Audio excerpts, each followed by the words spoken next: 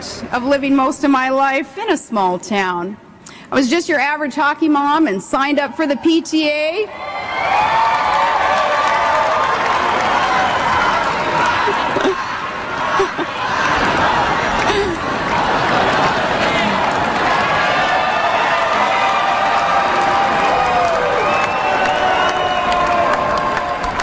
Hockey moms, you know, they say the difference between a hockey mom and a pit bull? Lipstick.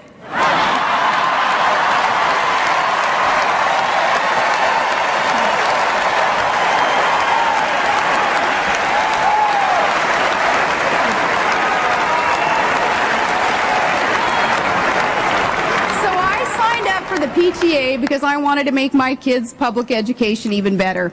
And when I ran for city council, I didn't need focus groups and voter profiles because I knew those voters and I knew their families too. Before I became governor of the great state of Alaska, I was mayor of my hometown.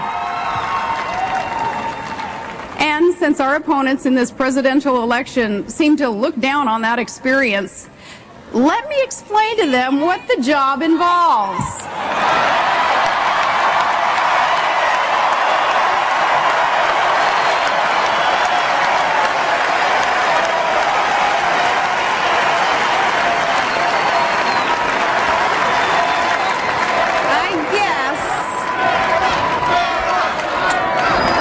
I guess a small-town mayor is sort of like a community organizer, except that you have actual responsibilities.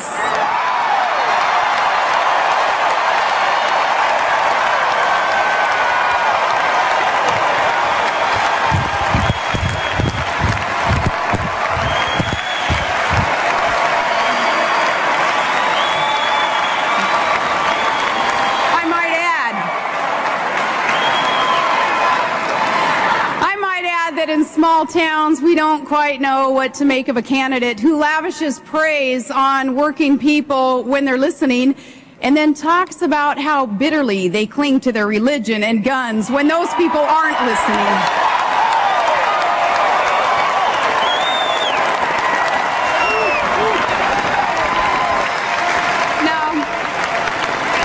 We tend to prefer candidates who don't talk about us one way in Scranton and another way in San Francisco.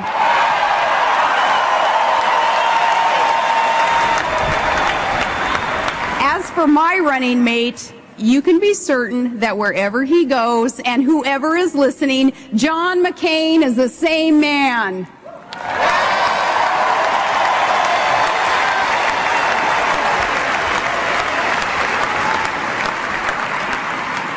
Well, I'm not a member of the permanent political establishment. And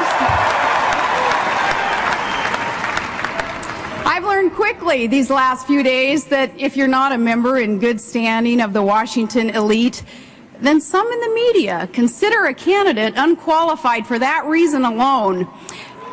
But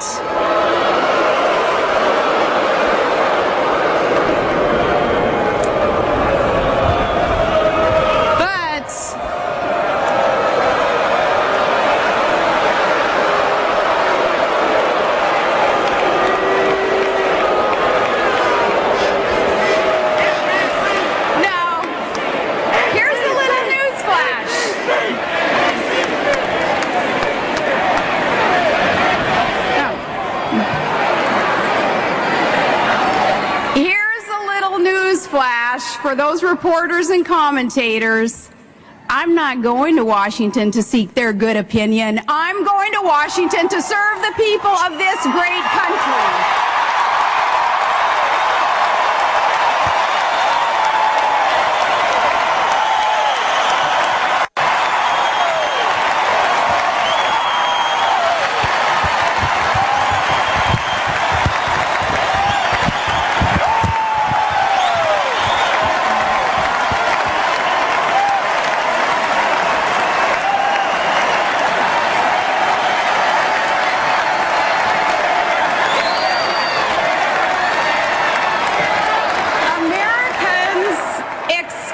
us to go to Washington for the right reason and not just to mingle with the right people. Politics isn't just a game of clashing parties and competing interests. The right reason is to challenge the status quo, to serve the common good, and to leave this nation better than we found it.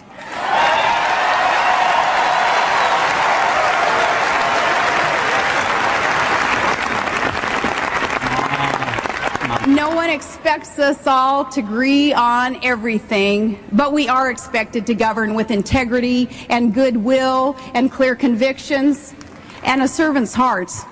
And I pledge to all Americans that I will carry myself in this spirit as Vice President of the United States.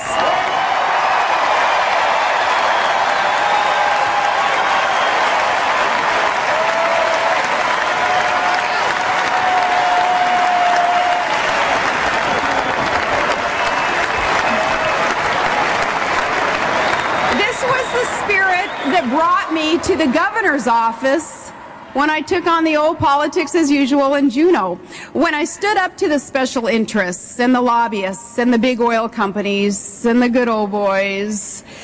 Suddenly, I realized that sudden and relentless reform never sits well with entrenched interests and power brokers.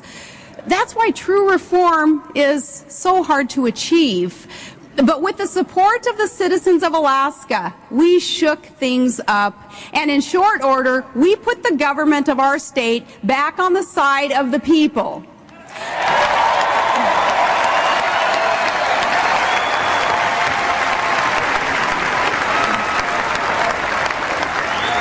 I came to office promising major ethics reform to end the culture of self-dealing, and today that ethics reform is the law.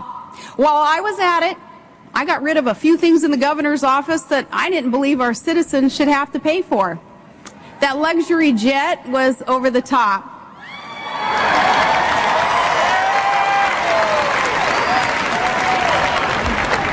I put it on eBay.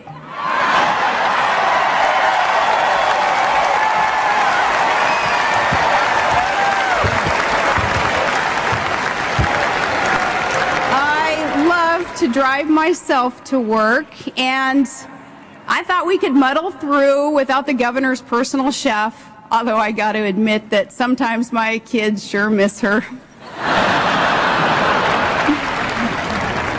I came to office promising to control spending by request if possible, but by veto if necessary.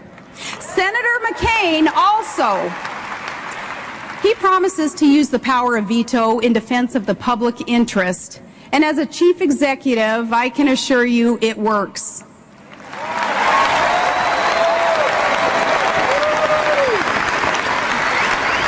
Our state budget is under control. We have a surplus. And I have protected the taxpayers by vetoing wasteful spending, nearly $500 million in vetoes.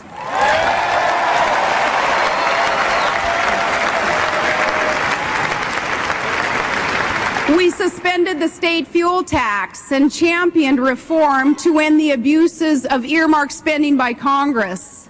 I told the Congress, thanks but no thanks on that bridge to nowhere. If our state wanted to build a bridge, we were going to build it ourselves.